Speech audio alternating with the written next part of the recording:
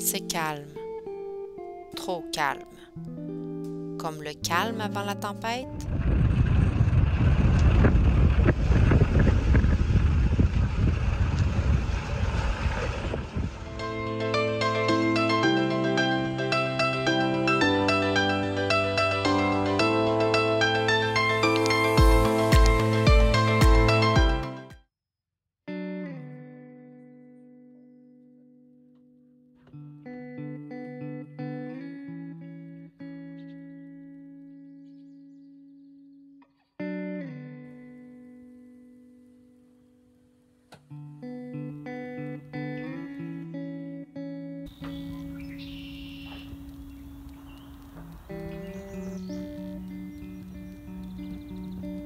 Les matins commencent souvent doucement.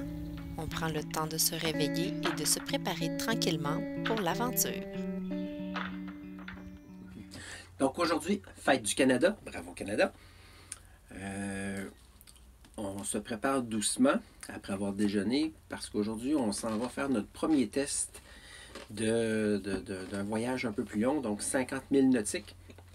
C'est la première fois qu'on va faire autant de distance en une journée. C'est une pratique pour nos vacances.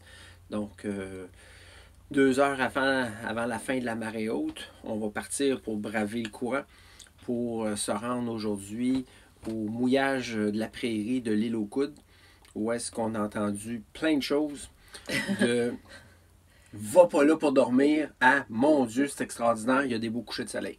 Donc, on va aller le voir par nous autres mêmes, puis on va vous partager ça. On devait avoir le matelot avec nous, mais malheureusement, il n'est pas des nôtres. Donc, c'est ça, c'est notre pratique pour quand on va monter au Saguenay. On a hâte.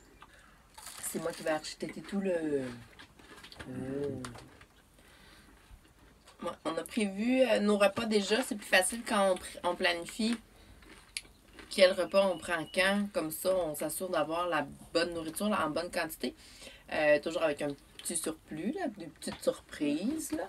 Mais sinon, ça nous permet vraiment d'avoir les bons aliments puis de s'en tenir au plan. Bon, ça, Martin a de la misère à se tenir au plan. Parce que des fois, il a faim, puis là, il veut manger, puis il se souvient pas qu'est-ce qu'on avait planifié. Fait que j'ai mis le menu sur...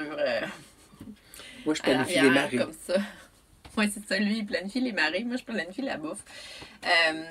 Mais là, on est en train de regarder notre quantité d'eau. Puis on sait qu'on prend à peu près 1,4 litres d'eau par jour.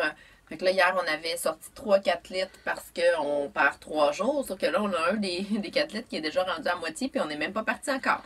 Fait qu'on va aller chercher un autre 4 litres. On avait prévu ça dans la voiture. Puis il faut trouver une façon, ce matin aussi, Martin, d'installer le paddleboard à l'avant, mais pas gonflé, parce que lorsqu'on va être à Berthier, après les Légoudes, on s'en va à Berthier, donc pour qu'on soit capable d'aller faire du paddleboard, s'il fait beau. On va trouver un spot sur notre petit 27 pieds. Oui, parce que finalement, mon paddleboard est vraiment gros.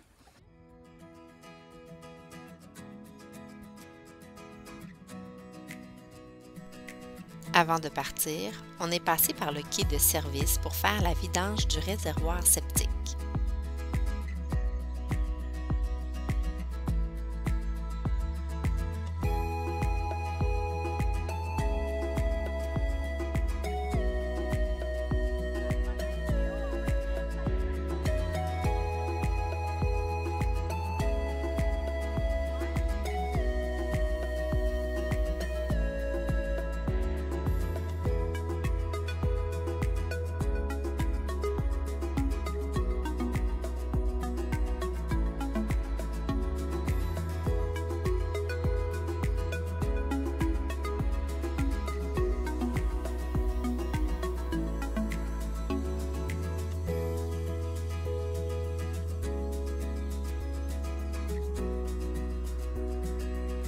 On constate que le vent en plus du courant sont contre nous. Le vent sud-ouest prévu est finalement un vent d'est.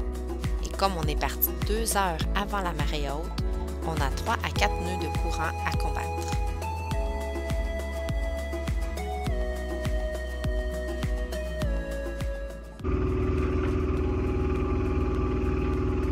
On voit pas super, mais c'est Théodore le remorqueur. On avait peur de le manquer. Hier, il a fait des des jeux d'eau avec les remorqueurs de Québec. Mais là, on le voit. C'est comme notre idole des remorqueurs.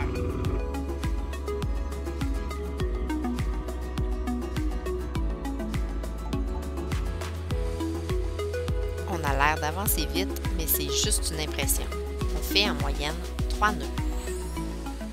L'important, on avance, et on recule pas.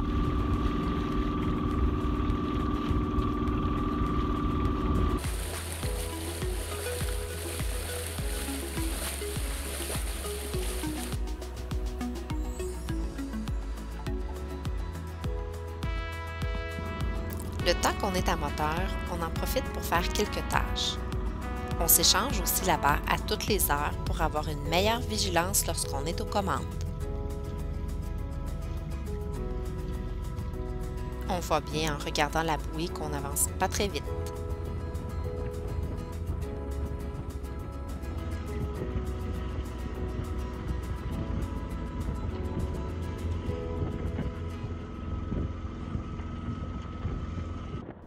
Enfin, le moment de hisser les voiles est arrivé.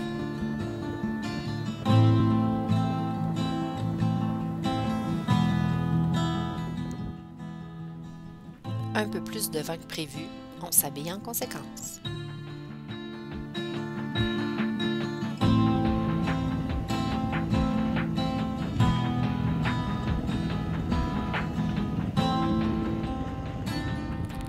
On se protège comme on peut.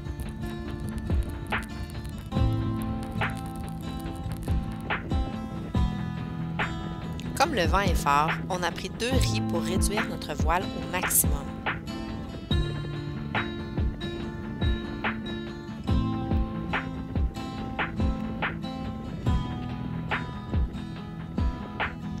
En plus des moutons sur les vagues, la présence des kitesurfers sont des indicateurs naturels de la force du vent. La présence des fortes vagues nous amène à nous questionner sur la poursuite de notre itinéraire. Et comme le voilier avance et qu'on est en contrôle, on poursuit notre route.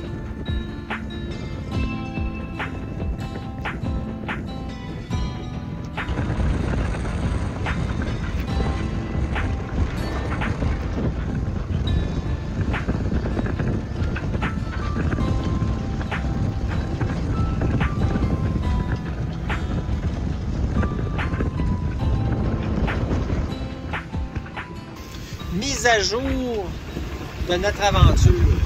Donc, on s'est presque rendu au bout de l'île d'Orléans. On a eu un problème avec la prise de notre grand voile, donc il a fallu la descendre. Donc, on a reparti le moteur s'est mis à faire des drôles de bruit. Je pense qu'on l'a fait trop travailler fort aujourd'hui. Donc là, finalement, on rebrousse chemin juste au Génois.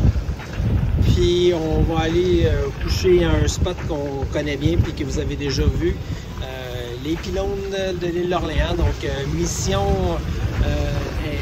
mission pas accomplie pour l'île aux Coudres, ça sera pour une autre fois. C'est vraiment la bonne décision de rebrousser chemin. Le vent et les vagues ne font que s'intensifier.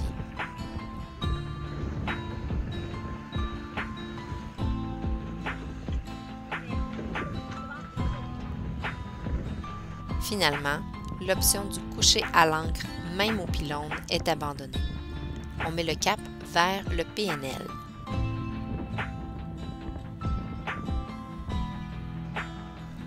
Ce ne sont pas les meilleures conditions pour notre première navigation de nuit. Il faut savoir que les objets paraissent plus loin qu'ils ne le sont réellement. En plus des vagues et du vent, ce n'est pas facile. On est aux confins de nos limites. C'est tout un bagage d'expérience qu'on acquiert en une seule journée.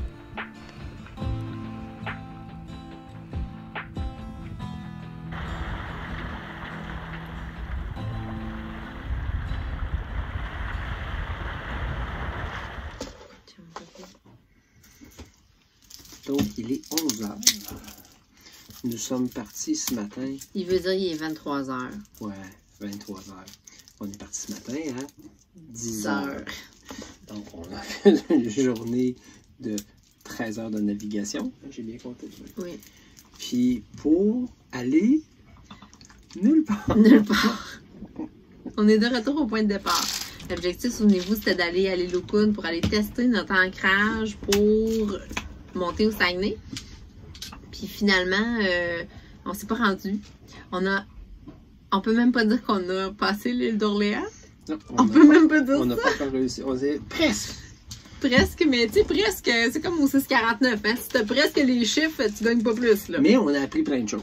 On a appris à naviguer dans de la vague de 12 pieds, 6 pouces. Parce que 13 pieds, ce serait exagéré. Ouais, mais c'était vraiment fort, la vague. C'était la première fois que c'était aussi fort que ça. On en a eu de la forte vague, mais là, c'était intense. On a appris à se débrouiller avec des choses qui lâchent. Genre, la poulie qui tient notre prise de riz, elle est sortie de son socle. De son chariot. De son chariot. Alors là, on se ramassait avec une voile qui était plutôt lousse. Puis là, on n'a pas soupé. On n'a pas beaucoup mangé non plus parce qu'on est vraiment resté très vigilant sur ce qui se passait. Parce qu'il fallait vraiment être alerte. Après, on mange des céréales, puis on se couche. Oui, avant d'aller se coucher. Un petit snack de fin de soirée, là, pas trop compliqué. On s'en reparle demain. Dans le prochain épisode, on se remet de notre journée éprouvante.